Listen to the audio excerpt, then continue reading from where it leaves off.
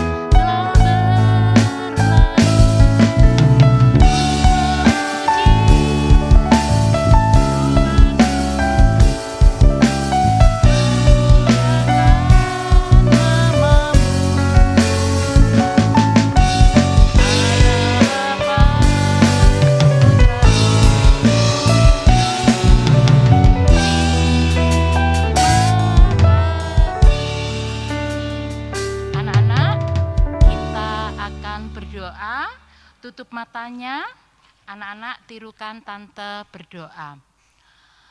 Terima kasih Tuhan buat kesempatan yang sudah Tuhan berikan kepada kami semua, sehingga sore hari ini kami dapat beribadah bersama-sama. Tuhan Yesus, pimpin ibadah kami dari awal, pertengahan, sampai akhir. Biarlah Roh Kudus yang mengurapi ibadah kami. Tuhan Yesus, urapi kami semua dengan Roh Kudus-Mu, agar kami dapat beribadah dengan sungguh-sungguh. Tuhan Yesus, ada kuasa kegelapan, yaitu iblis yang senantiasa mengganggu ibadah kami. Oleh sebab itu, kami bersatu hati untuk memanggil nama-Mu, untuk mengusirnya di dalam nama Tuhan Yesus Kristus. Pergi darah Kristus yang berkuasa. Terima kasih Tuhan, terima kasih. Kami sudah berdoa. Haleluya, amin. Anak-anak tetap berdiri. Anak-anak, sore hari ini Tante senang sekali bisa kembali beribadah bersama anak-anak. Tante berharap anak-anak dalam keadaan baik, dalam keadaan sehat.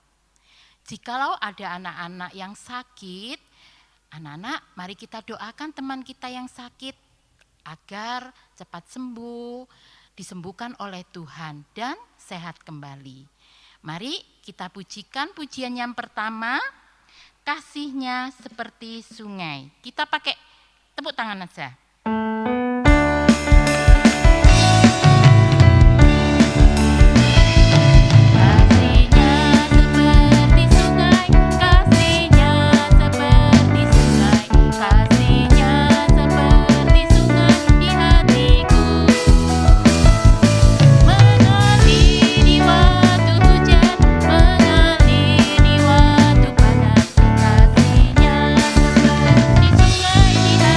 Berkat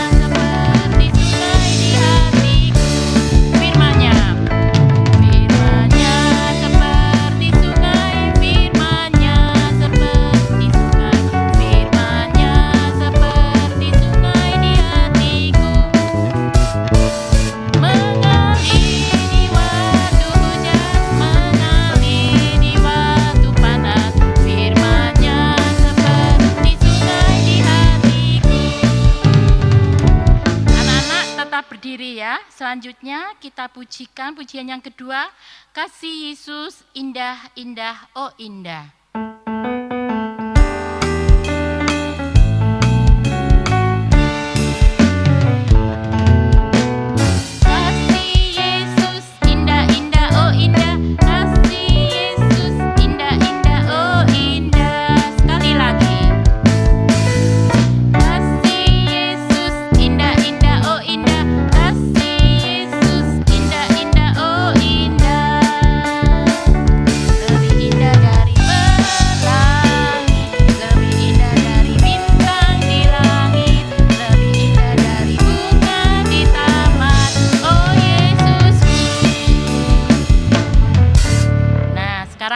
Boleh duduk.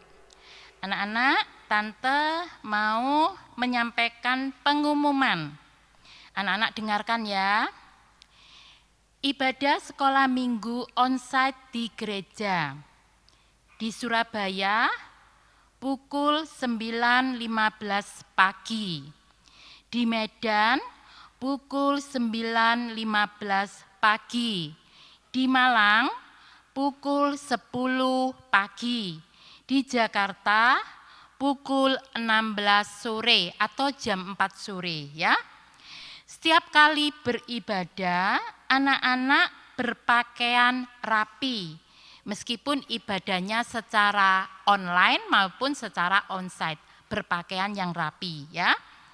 Jangan lupa disiapkan Alkitab dan alat tulis untuk yang sudah bisa membaca dan menulis. Ringkasan firman Tuhan, link YouTube, tugas-tugas atau kegiatan sekolah minggu bisa anak-anak lihat di Google Classroom dengan kode KZYIYNP. Sekarang pengumuman penting.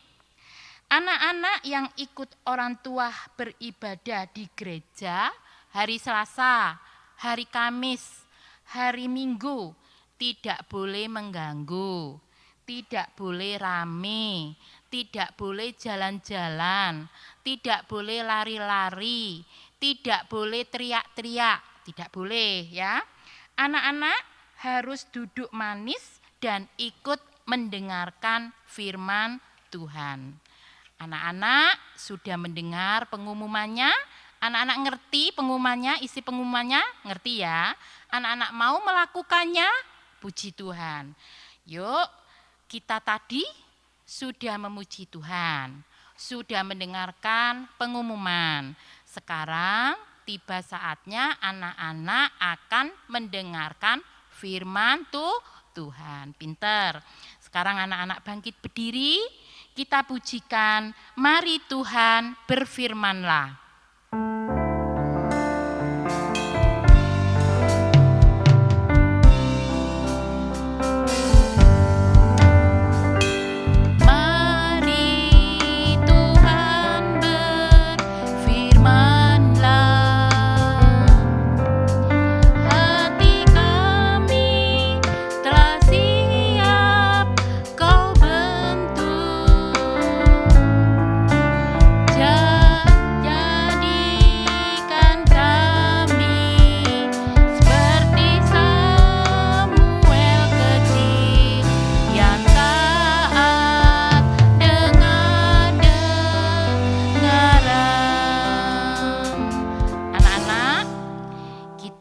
Berdoa, anak-anak tutup matanya, tirukan Tante berdoa.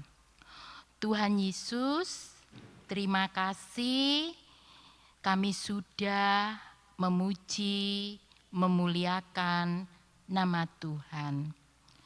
Kiranya pujian kami menyenangkan hati Tuhan. Tuhan Yesus, sekarang kami akan mendengarkan firman-Mu. Urapi kami semua agar kami dapat mendengarkan firman-Mu dengan sungguh-sungguh. Kami dapat mengerti akan firman-Mu.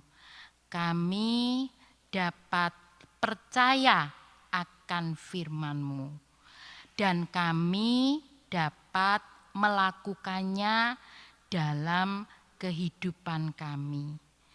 Tuhan Yesus, urapi tante yang akan menyampaikan firman-Mu.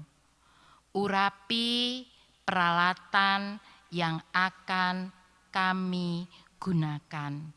Terima kasih Tuhan, terima kasih.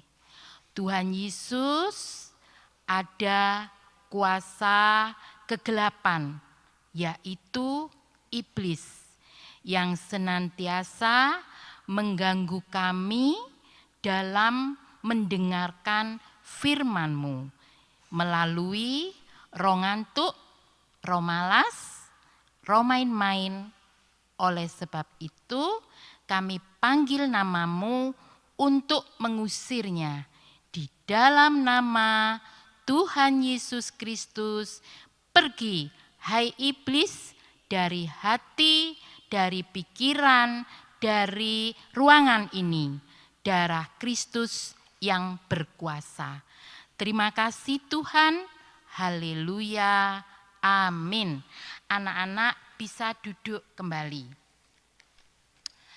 Anak-anak yang sudah bisa membaca dan menulis, disiapkan alat dan Alkitabnya, alat tulis dan Alkitabnya.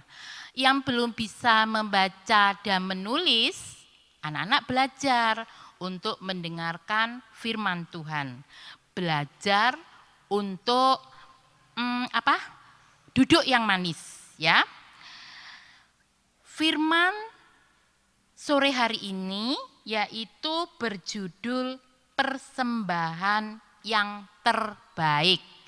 Persembahan yang terbaik. Di Markus 12 ayat 41 sampai 44. Nanti kita baca sama-sama ya. Anak-anak, di Markus 12 ayat 41 sampai 44 ini diceritakan suatu saat Tuhan Yesus ada atau di dalam bait Allah. Ia duduk tepat di depan Tuhan Yesus itu ada peti persembahan. Tuhan Yesus memperhatikan orang-orang yang ada di bait Allah. Tuhan Yesus memperhatikan orang-orang yang memberikan persembahan dan memasukkannya ke dalam peti persembahan.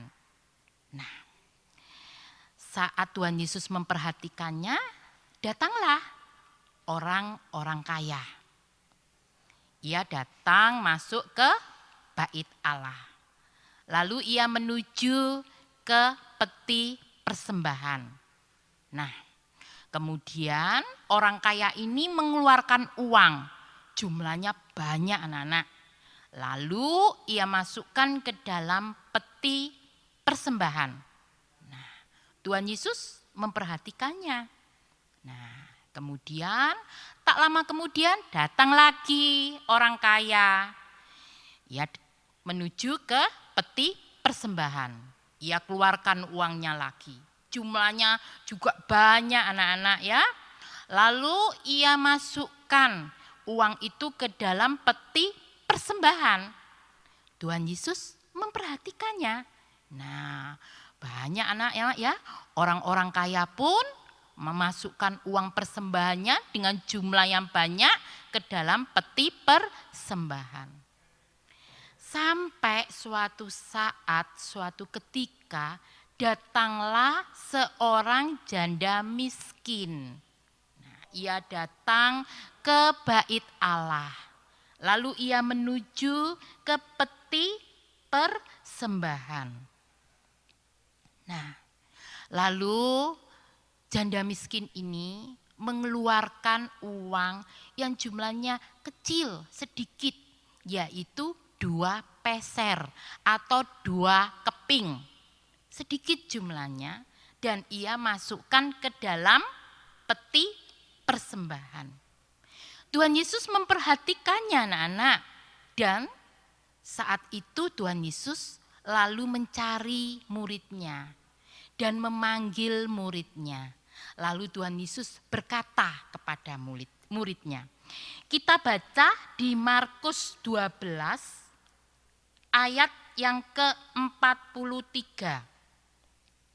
Kita baca bareng-bareng ya, sama-sama ya. Markus 12 ayat 43. Maka dipanggilnya murid-muridnya dan berkata kepada mereka, Aku berkata kepadamu, sesungguhnya janda miskin ini memberi lebih banyak daripada semua orang yang memasukkan uang ke dalam peti persembahan. Semua orang itu ya orang-orang kaya tadi ya. Tuhan Yesus mengatakan di ayat ini bahwa janda miskin ini memberikan lebih banyak daripada orang kaya. Padahal orang kaya tadi memberikan uang yang jumlahnya banyak ya anak-anak ya. Sedangkan ibu janda ini hanya memberikan 2 peser, 2 koin. Sedikit jumlahnya. Tapi sama Tuhan dibilang dia memberikan persembahan lebih banyak. Mengapa demikian? Kita baca. Di Markus 12 ayat yang ke-44. Kita baca sama-sama. Sebab mereka semua memberi dari kelimpahannya. Mereka semua itu adalah orang-orang kaya. Tetapi janda ini memberi dari kekurangannya. Semua yang ada padanya yaitu seluruh nafkahnya. Jadi anak-anak ya, mengapa Tuhan mengatakan ibu janda ini memberi lebih banyak daripada orang-orang kaya? Kenapa? Karena orang-orang kaya ini memberi persembahan dalam kelimpahannya, kekayaannya. Sedangkan ibu janda ini memberi persembahan dari kekurangannya. Semua yang ada padanya ia berikan semuanya kepada Tuhan. Dan ibu janda ini memberi dengan hati yang tulus, hati yang penuh sukacita. Itu yang terpenting ya. Meskipun setelah itu ibu janda ini tidak punya lagi, karena semuanya sudah diserahkan kepada Tuhan, semuanya diserahkan kepada Tuhan. Tapi ia memberi dengan hati tulus, hati penuh sukacita. Itulah yang membuat Tuhan Yesus berkata, ibu janda inilah memberi lebih banyak daripada orang-orang kaya. Nah, anak-anak, melalui kisah ibu janda ini ya, kita belajar dari ibu janda ini, yaitu tentang 2 hal. Yang pertama, kisah ini mengajarkan kita bahwa yang paling penting bukan seberapa besar yang kita berikan, tetapi seberapa besar hati kita saat memberi. Tuhan tidak melihat jumlah, tetapi Tuhan melihat hati. Hati yang tulus, hati yang penuh sukacita, tidak paksaan, tidak menyesal setelah persembahan menyesal, ya, tidak. Ya, tulus dan sukacita dalam memberi persembahan kepada Tuhan.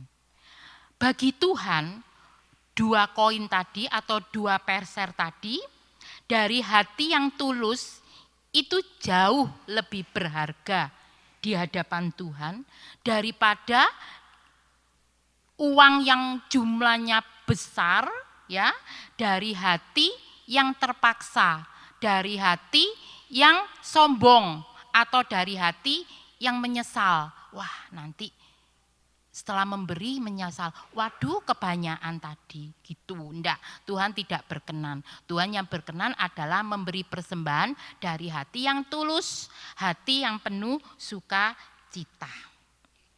Nah, kita baca di 2 Korintus 9 ayat yang ke-7. Kita baca sama-sama ya. Hendaklah masing-masing memberikan menurut kerelaan hatinya. Jangan dengan sedih hati atau karena paksaan. Sebab Allah mengasihi orang yang memberi dengan sukacita. Nah, ini dikatakan kalau memberi jangan dengan sedih hati atau dengan paksaan, tetapi dengan sukacita.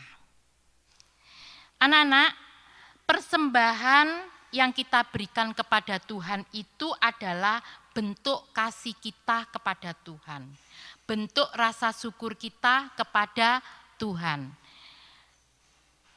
Karena Tuhan sudah berbaik hati kepada kita. Sangat baik kepada kita.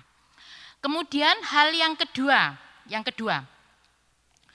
Persembahan kepada Tuhan tidak hanya berupa uang, harta, tetapi juga bisa berupa waktu, tenaga, seluruh hidup kita. Kita baca di Roma 12 ayat yang pertama. Karena itu saudara-saudara, demi kemurahan Allah, aku menasehatkan kamu supaya kamu mempersembahkan tubuhmu sebagai persembahan yang hidup, yang kudus, dan yang berkenan kepada Allah. Itu adalah ibadahmu yang sejati. Ya, bukan persembahan kepada Tuhan itu bukan hanya berupa uang, tapi juga waktu, juga tenaga, seluruh hidup kita. Contohnya, anak-anak rajin ke gereja, setia dalam ibadah pelayanan. Itu adalah persembahan anak-anak kepada Tuhan. Anak-anak taat dengar-dengaran pada firman pengajaran yang benar.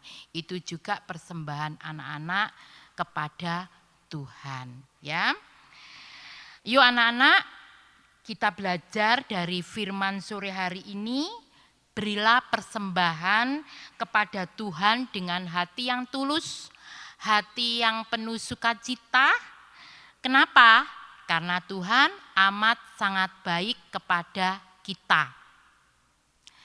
Anak-anak coba sebutkan atau anak-anak hitung berapa besarnya kebaikan Tuhan atau berapa banyaknya kebaikan Tuhan kepada anak-anak. Apa saja kebaikan Tuhan kepada anak-anak? Kita sebut ya. Anak-anak bisa melihat, anak-anak bisa mendengar, anak-anak bisa berkata-kata, berbicara. Itu semua kebaikan Tuhan kepada kita semua. Anak-anak bisa bernafas dengan normal. Anak-anak bisa makan, bisa minum, bisa tidur.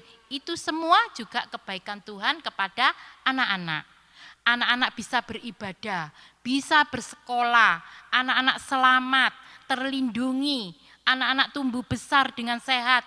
Itu juga semua kebaikan Tuhan kepada anak-anak. Wah, banyak sekali anak-anak, Tante tidak bisa menghitungnya karena banyaknya anak-anak ya. Nah, mari anak-anak ya, kita belajar dari sang janda ini, sang ibu janda ini, untuk memberi dengan tulus, dengan penuh sukacita.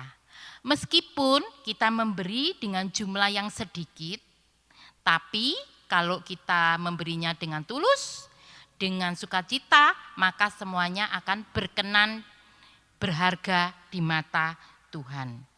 Ya. Anak-anak, firman sore hari ini sampai di sini. Kita bangkit berdiri. Kita masuk dalam doa.